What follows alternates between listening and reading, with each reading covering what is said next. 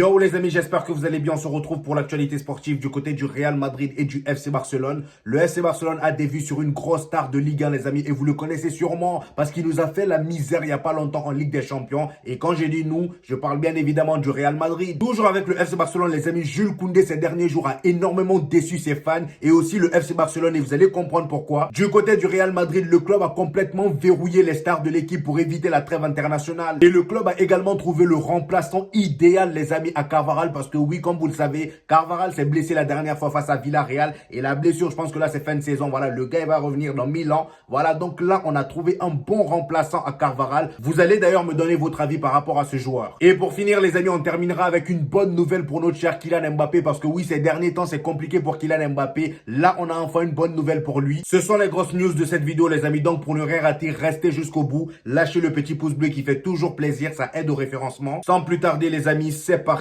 On commence cette vidéo les amis par le FC Barcelone qui cartonne en ce début de saison en Liga les gars. Comme vous pouvez le constater, le FC Barcelone détient la meilleure attaque des 5 grands championnats. Là vous pouvez constater que le FC Barcelone a déjà marqué 23 buts. Je parle bien évidemment des 3 attaquants devant, c'est-à-dire Robert Lewandowski, Rafinha et Lamine Yamal. Ils ont marqué 23 buts. Eux trois combinés. Et le deuxième club avec la meilleure attaque, c'est bien évidemment le Bayern Munich. Vu comment ils sont en train d'éclater les équipes en Bundesliga, les amis. Eux, ils sont à 18 buts. Je m'attendais pas à une si grande différence, voilà, en termes de nombre de buts. Mais franchement, le FC Barcelone, c'est très très fort. 23 buts, les amis. Et le Real Madrid ne vient qu'à la 5e position, les amis, comme vous pouvez le constater, avec Kylian Mbappé, Vinicius et Rodrigo. Après, comme j'aime bien le dire, chacun son rythme. Le FC Barcelone peut filer comme ils le veulent. Peut-être qu'à la fin, sinon on va terminer champion. On sait jamais. Et d'ailleurs, les amis, si cette attaque du FC Barcelone fonctionne aussi bien en ce début de saison, c'est grâce à une top forme de notre cher Rafinha. Rafinha qui, en début de saison, lors du mercato, voilà, au moment où Nico Williams avait séduit tous les fans du FC Barcelone. Regardez, il y avait même un fan du FC Barcelone qui avait floqué son maillot du FC Barcelone avec le nom de Nico Williams. Il avait même mis le numéro 11, le numéro que détenait Rafinha, que détient toujours Rafinha d'ailleurs. Et sous le post Instagram de ce fan-là, Rafinha est allé mettre beaucoup de smileys, en gros pour se moquer du fan. Et aujourd'hui, quand on voit ce qu'est devenu Rafinha, les amis, j'ai envie de dire, ce supporter-là, il doit se sentir con. Franchement, tu dois te sentir con, mon gars. D'ailleurs, là, on a les statistiques de Rafinha, les amis, pour voir un peu l'évolution de taré que ce gars a eu, voilà, cette saison. Regardez un peu, les amis, lors de la saison 2022-2023, le gars, il a eu seulement 2 GA. C'est-à-dire un but et une passe décisive. C'était catastrophique. Voilà. Ensuite, 2023-2024, le gars, il avait 4 GA, c'est-à-dire 2 buts et 2 passes décisives. C'était très, très moyen, les amis. Et dites-vous qu'en ce début de saison, le gars, il a complètement changé. Il est devenu un vrai Brésilien. C'est ce que je vous ai dit la dernière fois dans mon débrief. Regardez un peu les stats de malade. Voilà. Là, il est déjà à 11 GA. Il est déjà à 11 GA. C'est plus que le double de ces 2 précédentes années. Voilà. 6 buts et 5 passes décisives. C'est juste monstrueux. Franchement, Rafinha, chapeau. Comme je l'ai dit, c'est tout simplement le meilleur Brésilien actuellement. Et franchement, il peut dire merci à Hansi Flick, parce que je pense que Hansi Flick en est aussi pour beaucoup. Parce que la saison dernière avec Xavi, vous-même vous avez vu, c'était pas le feu, hein, seulement 2 buts et 2 passes décisives. Et d'ailleurs, en parlant de Xavi, bon, on a des nouvelles de notre cher Xavi. Comme vous pouvez le constater sur Instagram, il y a sa femme qui a publié cette photo. Alors, je sais pas si on l'a pris en otage, mais en tout cas, Xavi, si tu te sens en danger, dis-nous. Dis-nous, franchement, parce que là, la façon dont t'es habillé, là, je comprends pas. Les gars, c'est moi seulement, ça choque. Regardez comment elle est habillée. Il est habillé pareil que sa mesure. Ils ont porté la même combinaison. Même manteau, même chaussures, même collant. Depuis quand Xavi porte des collants. Même haut. C'est là le pire. Il a porté le même haut que sa copine. Xavi dit nous. C'est peut-être là où il est là. Il n'a pas encore un string. Je sais pas, il faut vérifier. Parce que la façon de la porter exactement que sa copine. La même gourde qu'il a dans la main, c'est pareil. Et le pire, c'est que c'est pas un montage. Et c'est là je me dis qu'en fait, la saison dernière, tu vérifies bien. Pendant qu'il était avec le FC Barcelone, ça se trouve, il partait à l'entraînement avec des strings en bas. Bon, on va passer, c'est mieux. Parce que là, ça devient bizarre. Bref, toujours avec le FC Barcelone, les amis, comme vous pouvez le constater, ici, nous avons le classement des joueurs ayant remporté le plus grand nombre de trophées dans l'histoire du football. Et là, les amis, on constate que le FC Barcelone, vraiment, sur ce domaine-là, ils sont chauds. Parce que là, déjà, en numéro 1, on a Lionel Messi avec 46 trophées, donc Argentine et FC Barcelone combinés. Ensuite, on a Daniel Alves, voilà, Brésil, FC Barcelone et ses autres clubs combinés aussi. Bon, c'est tous les clubs où ils ont joué, hein. C'est pas seulement Barcelone et trucs, mais en tout cas tous les clubs. Mais ce qui est intéressant à voir, c'est que c'est beaucoup de joueurs qui ont explosé au FC Barcelone. Vous voyez ce que je veux dire? On enchaîne avec une info mercato, les amis. Le FC Barcelone cible Thiago Santos, le joueur lillois. Voilà, le joueur lillois qui nous a vraiment fait la misère lors du précédent match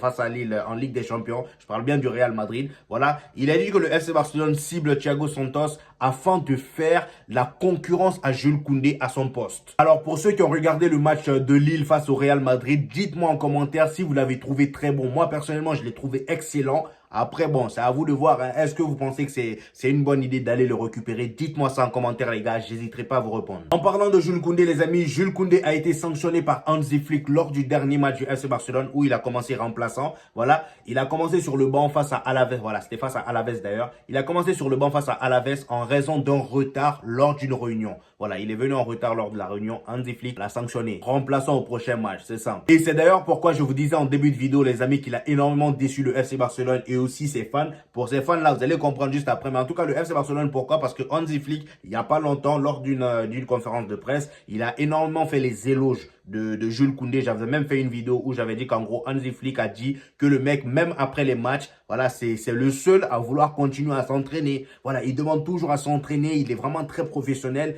Et là, entendre ce genre de choses-là, en plus, c'est le Mediasport qui le dit. Vous voyez ce que je veux dire? Donc, c'est un peu dommage. J'espère qu'il va se rattraper et que ça pas, on va dire, ça pas brisé la confiance du coach. Mais bon, je pense que ça, c'est un truc vite fait. En plus, c'est une réunion, c'est rien du tout. Maintenant, on va parler de la déception du côté des fans. Les amis, comme vous le savez, avant-hier, c'était le retour des joueurs de l'équipe de France à Clairefontaine. Et qui dit Clairefontaine dit Fashion Week. Parce que oui, Jules Koundé nous a habitué maintenant à un truc. À chaque fois qu'ils descendent de leur bus, là, c'est la Fashion Week. Ça prend des photos, chacun vient habillé, classe. En gros, tu t'habilles comme tu veux. Jules Koundé, lui, nous a habitués à des trucs vraiment farfelus. Parfois, il vient en extraterrestre. Parfois, il vient en Thomas Pesquet. Voilà, parfois, il vient en jupe, en talon. Il nous a habitués à tout. La dernière fois, c'est mode jupe, il a sorti. Et avant-hier, les amis, lors du rassemblement, tout le monde attendait Jules Koundé encore une fois. Comme il nous a habitués à ça. Nous, on était là, on s'attendait à un outfit de malade mental. On s'attendait à un truc de dingue. Le gars, il est descendu du bus avec un long manteau à capuche, un jean et voilà, une paire Timberland tout simple. Le gars, il est venu simple pour une fois. Franchement, je me suis dit, bon, je suis très déçu parce que je m'attendais quand même à mieux. Franchement, là, t'as gâté notre divertissement. Mais il nous a pas déçus. Parce que oui, les amis, Jules Koundé, malgré qu'il est venu habillé simple cette fois-ci, il a quand même transmis son Sharingan à quelqu'un d'autre. Ces conneries-là, il a transmis ça à un autre. Connais. Le défenseur de Liverpool, lui, j'ai envie de dire, il a activé le mode capote parce que façon dont il a débarqué du bus, là, les amis, voilà, cagoulé du pied jusqu'à la tête. C'est même pas cagoule, ça. Sa tête, tout était couvert. On voyait rien. Jules Koundé, s'il te plaît, ressaisis-toi. La prochaine fois, reviens comme d'habitude. On te connaît pas comme ça. T'es pas quelqu'un de simple. Les amis, comme vous le savez, notre cher Andrés Iniesta a pris sa retraite il y a quelques jours et il avait fait une interview où il parlait voilà, de sa retraite, de ce qui va lui manquer. Et voici ce qu'il a dit dans son interview. Il a dit « J'aimerais revenir au FC Barcelone à un moment donné. Je veux pas juste le dire. Quand je pourrais faire ce que j'ai fait en tant que joueur dans un autre rôle au club, je serais ravi. » Donc, il veut revenir au FC Barcelone. Voilà, peut-être en tant qu'entraîneur adjoint. Enfin, pas entraîneur adjoint, mais en tant que membre du staff. Peut-être avec la Masia, entraîneur à la Masia, un truc comme ça. En tout cas, avoir un rôle dans le club. Maintenant, nous allons parler des deux GOAT, les amis, Cristiano Ronaldo et Lionel Messi. Il fallait bien qu'ils se départagent, les amis. Les fans, les amis, je dis bien du monde entier, ont élu le GOAT ultime de ces 25 dernières années. Et oui, il y a eu un vote de 3 jours. Je dis bien 3 jours. Et durant ces 3 jours, les amis, il y a eu plus de 3 millions de votes, les gars. 3 821 492 votes, plus précisément. Voilà, il y a eu tout ça comme vote, les amis, et ils ont élu un seul GOAT ultime. Oui. À votre avis, c'est qui? Je pense que bon, vous avez déjà vu la news. Hein? Je dis ça comme si vous n'avez pas de connexion chez vous. Bref, après tous ces votes, les amis, Cristiano Ronaldo est venu en tête du classement, c'est-à-dire le GOAT ultime de ces 25 dernières années. Avec 52% des votes, les gars. Lionel Messi était à 48%, les gars. Franchement, c'était serré. Mais en tout cas, Cristiano Ronaldo, malgré qu'il n'a pas de Coupe du Monde, il ressort gagnant. Bon, après, il y a quand même toujours des fans qui restent assez bloqués sur leur position en disant que bon, ça, c'est juste des fans qui ont voté. Nous, on s'en fout de ça. Nous, dans notre tête, Lionel Messi a plus de trophées que lui. Il a remporté voilà, une Coupe du Monde et lui, il n'a pas de Coupe du Monde. Bref, en tout cas, il y a toujours des fans comme ça. Ça, c'est sûr et certain. En tout cas, en ce qui concerne ces votes-là, c'est Cristiano Ronaldo qui a été élu le GOAT ultime de ces 25 dernières années. En parlant d'ailleurs de Lionel Messi, les amis, on connaît désormais le salaire de son garde du corps. Parce que oui, depuis que Lionel Messi a mis les pieds à l'Inter Miami, on a tous vu ce garde du corps-là, voilà, boule à Z, tout le temps collé à Lionel Messi. Je pense que même dans la chambre de Lionel Messi, le gars, il est là.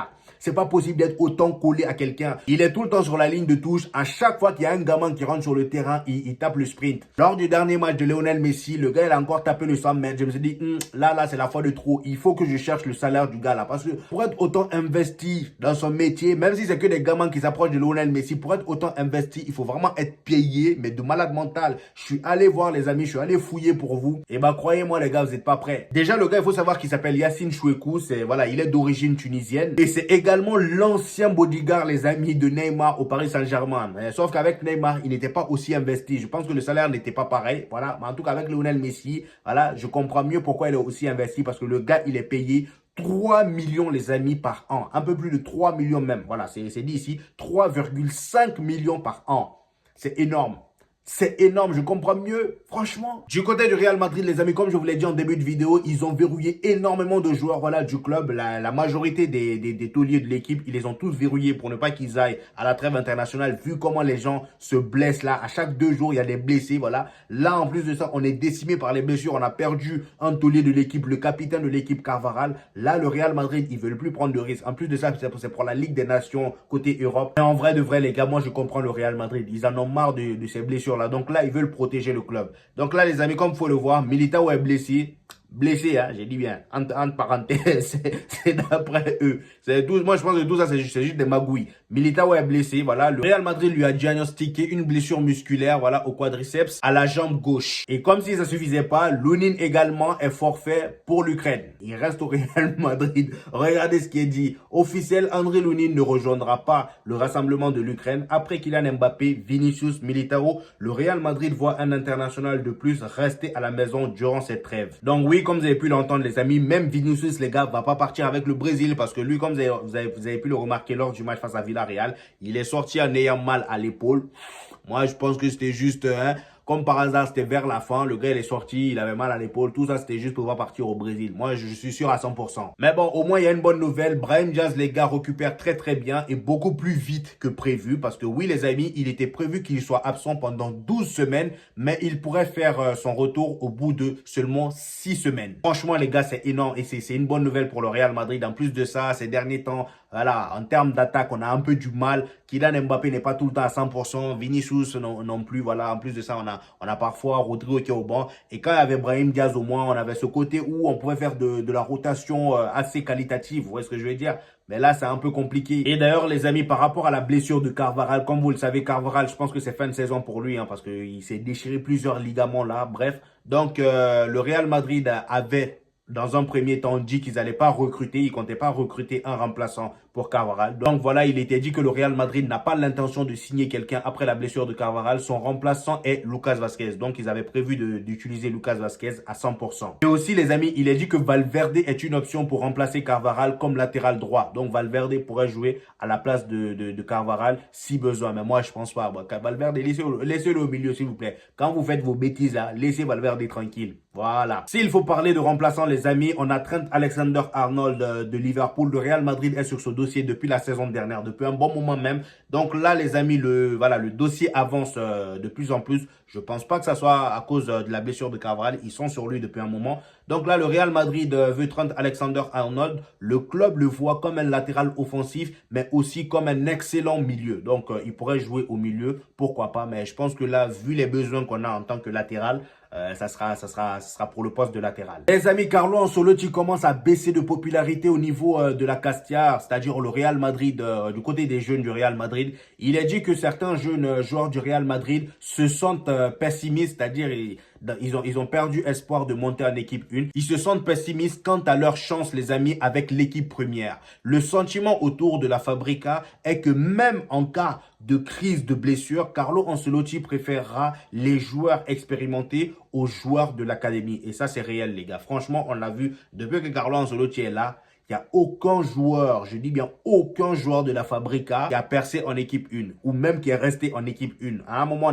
on a eu Nico Paz. Finalement, ils l'ont laissé partir à Como. Et d'ailleurs, Nico Paz est apparemment le meilleur buteur enfin, le meilleur buteur, je suis un ouf. L'un des meilleurs joueurs aussi, si ce n'est le meilleur joueur même de la compétition en ce moment-là. Franchement, les gars, moi, je trouve ça dommage. Et en plus de ça, on nomme le truc Fabrica. Hein? La dernière fois, je vous ai dit, arrêtez d'appeler ce truc-là Fabrica. Il n'y a personne, on fabrique personne. Il n'y a personne qui perce là-bas. Laissez-les. Au final, fermez même le centre de formation, ça sert à quoi de former les gens? Après, c'est ici, ça pour faire votre business. Après, je comprends, hein, c'est juste pour faire leur business. Ils les forment et après, ils les revendent à d'autres clubs. On termine, les amis, avec une bonne nouvelle pour Kylian Mbappé. Kylian Mbappé est élu joueur du mois de septembre du Real Madrid.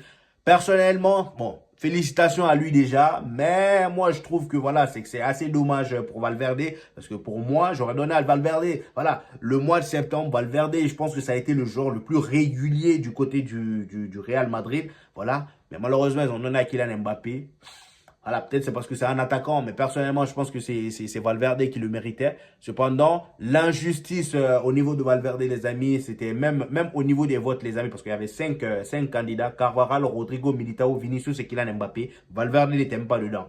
Voilà, Valverde n'était même pas dedans. Ils ont donné à Kylian Mbappé. Félicitations à Kylian Mbappé. Voilà. Voilà les amis, c'était tout pour moi aujourd'hui. J'espère que vous avez kiffé la vidéo. Donnez-moi vos avis en commentaire comme d'habitude. J'hésiterai pas à vous répondre. N'oubliez pas le petit pouce bleu qui fait toujours plaisir les gars. Ça aide énormément au référencement. Et tous ceux qui viennent de découvrir la chaîne ou qui ne sont pas encore abonnés. Ici, on fait des débriefs des matchs du Real Madrid et du FC Barcelone. Et quand il n'y a pas de match, il y a des vidéos actualités sur les deux clubs comme vous pouvez le voir là. Donc voilà les amis, abonnez-vous et on se dit au prochain épisode les gars. Peace!